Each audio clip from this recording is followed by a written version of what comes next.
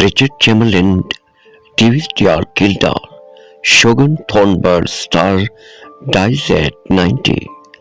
Handsome leading man Richard Chamberlain, who came to prominence in the 1960s medical series Dr. Kildare and became king of the miniseries with such rating blockbusters as Shogun and the Thorn Birds, has died. He was 90.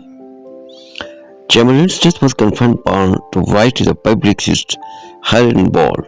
The actor died Saturday, March 29th in Waimanalo, Hawaii of complication following a stroke, according to Boll. Our beloved Richard is with the Angels now, Master Robert, Chamberlain's longtime partner, said in a statement. He is free and soaring to those loved ones before us.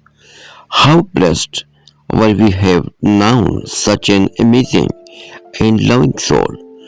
Love never dies, and our love is under his wings, lifting him to his next great adventures.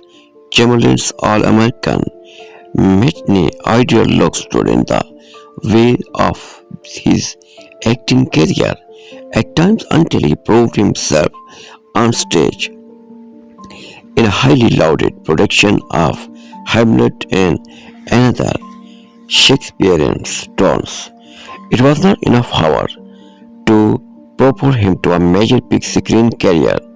He starred in several notable films including Victoria, The Three Musketeers, The Music Lovers, and Peter Wears, The Last Wave, where he played everyone from England's Edward VIII and Navigator Staff, Scott Fitzgerald, The World War II, Hero Travel, Harlan Boll.